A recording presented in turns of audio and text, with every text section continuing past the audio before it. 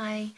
Yeah, hello. So it's the second year of Typhoon Yolanda approaching us, and I just wanted to take this opportunity to tell you all how much you inspire me, your bravery, your kindness. You just continue. You inspired me every day in the Philippines, and I've been home for 2 months, and you just think about you every day, and that inspiration is still as strong as it was. So I have so much to thank you all for.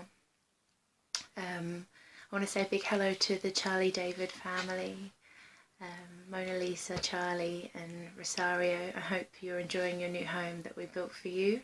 I think it was probably the best experience of my life, being site leader for your house.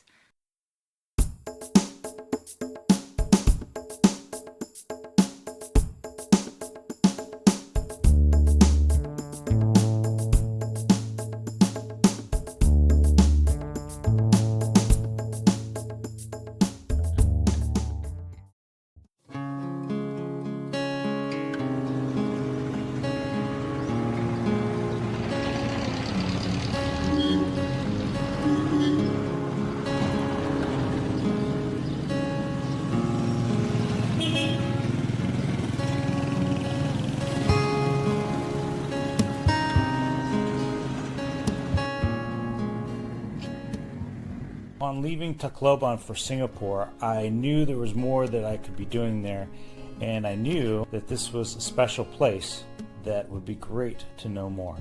I was sensing something there in Tacloban, that the community and our volunteers were really developing a bond of sorts. Some of these volunteers were staying only a week, but many were staying weeks and months and loved it so much there. Work, their friendships developing with these people, they couldn't leave, and I was feeling some of that too.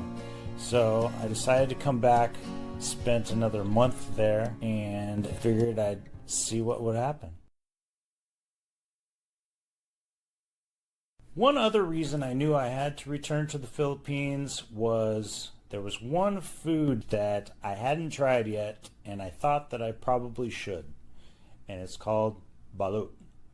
Now, balut, if you don't know, it's a fertilized duck egg, which I hear the best is around 16 days old, so it's already pretty well developed. So you can usually see some sort of head or beak or feathers.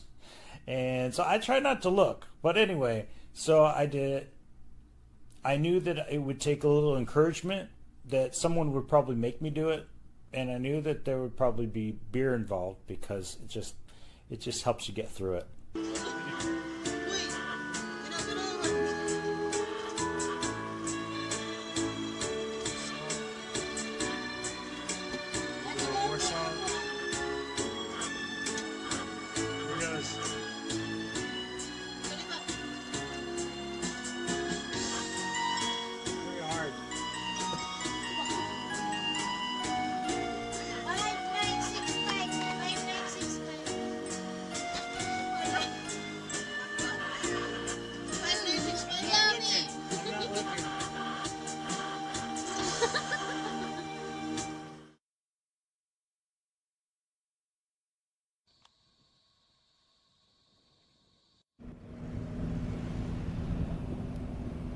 Here at the San Juanico Bridge, connecting the islands of Samar and Leyte, Tacloban there on the other side.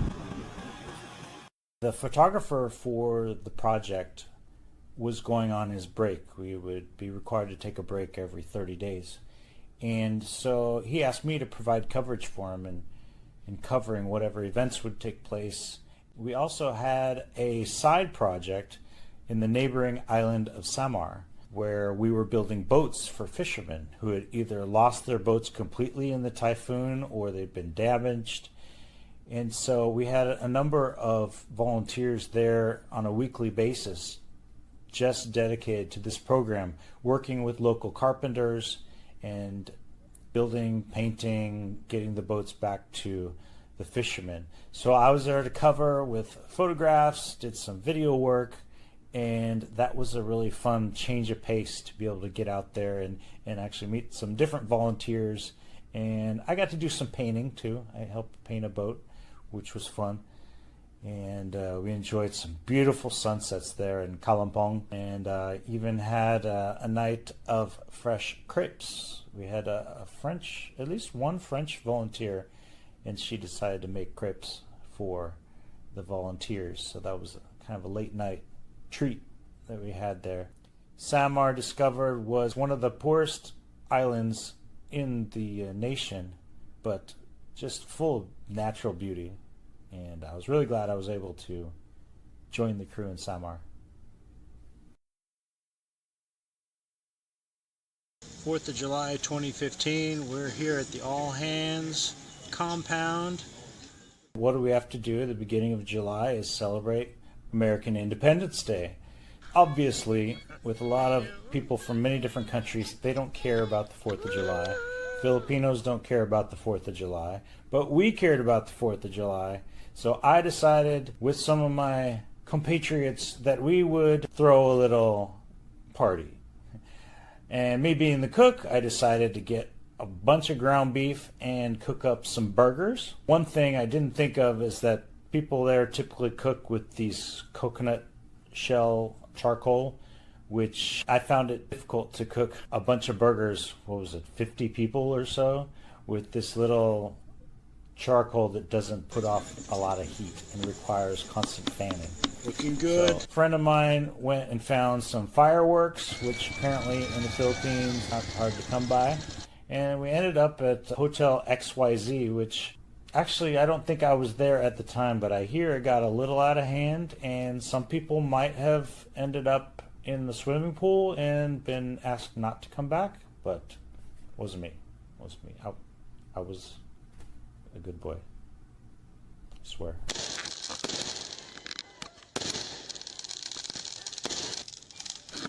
Hey! Very close to me. Don't shoot it at me!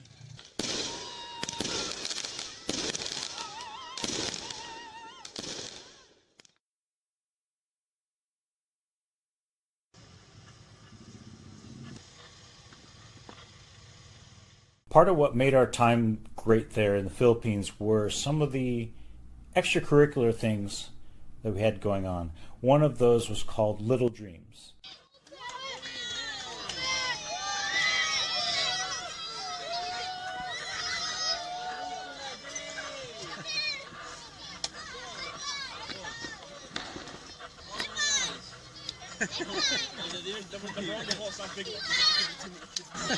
Twice a week, the volunteers would ask whoever's interested after work, maybe about 10 people, and we'd go on over to one of the barangays where we had done work previously, and we'd arrange to show a movie, a kids movie, and invite all the kids in the neighborhood to come on over.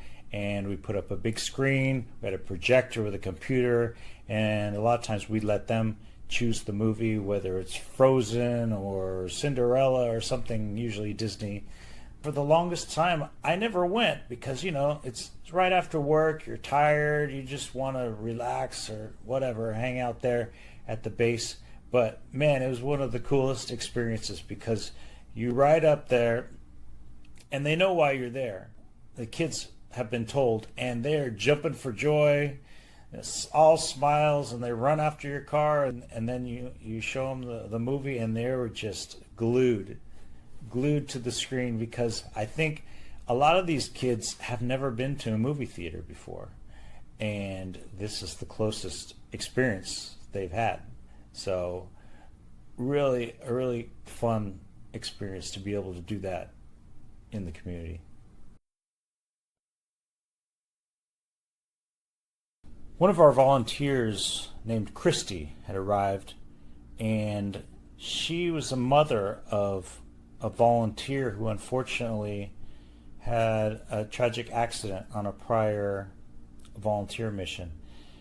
I didn't know him, probably maybe none of the other volunteers knew him, but she wanted to spend the anniversary of his passing volunteering with us in the Philippines, because she knew that he really enjoyed his time on project, and she felt closer to him, I think, being with us for that time. So she asked us if we wanted to participate. She wanted to have a little ceremony for him. So we did. Almost all the volunteers went. We hiked up Calvary Hill, which is one of the best views in the city of Tacloban. We hiked up to the top and had a little gathering. She scattered his ashes there on the hill. And I had asked her previously, I said, you know, I'm an elector in my church back home. I don't know if you want this to be a religious type of ceremony, but if you do, I'm happy to do a reading there. And she said, sure, yeah, let's do it. Only thing is, I didn't have a Bible. So interestingly, as we'll find out later, I went to the church in Tacloban that I had been visiting on Sundays, Our Lady of Fatima, and asked the priest there, who I would come to know much better in later days and years, is Father Ramil. And so I asked this priest. He didn't know me, I didn't know him, but I asked him if he had a Bible, and you know, wouldn't you know it, he had one. But he lent me a Bible, no questions asked. And that was our first interaction of what would become a very nice friendship. As a friend, you want to make sure you do everything in your power to give people a better chance, because one day we're going to get on an airplane and these people are going to have their life here in Tacloban or Ormoc or Kalampong. And while we don't come here to change a place, we don't come here to save people, we come here to help. This is Leo. It's also his last day. How are you feeling, Leo? Sad. I don't want to leave. Very, very sad. We don't want you to leave either. All things must come to an end. Absolutely. And when you're helping someone you think of as your friend, rather than just a number or a stranger, you tend to work a little bit harder at it, and you tend to work a little bit longer at it. That, I think, is what's given us the power to do the great work we've been able to do. My Annalisa, I hope college is going well, and I hope that you're still singing. I want to say hello to all the kids. Lance and Lawrence, I miss your cheeky smiles. I miss you all running up to me in the mornings and hugging me and saying, "Maopay na aga, Auntie Jade." So I just really want to say thank you so much, because you all made me a better person, and that's something I could never repay. I really do. I like myself a lot more than I did before I met you, and it's all because of you. I live in the moment because you all lost so much, and you're just positive and brave and kind and strong. This is the home, our house, the home that the Old Hands organization built for us. This is my aunt, which is the beneficiary, and I am the niece. Thank you for all the things that you have taught us, and for this. And I want to say thank you to the team, especially Jade, Anna, Mark, the people in our barangays and in our city is really thankful for having you in our life. God bless you all, and damo nga salamat, and we love you all. Thank you.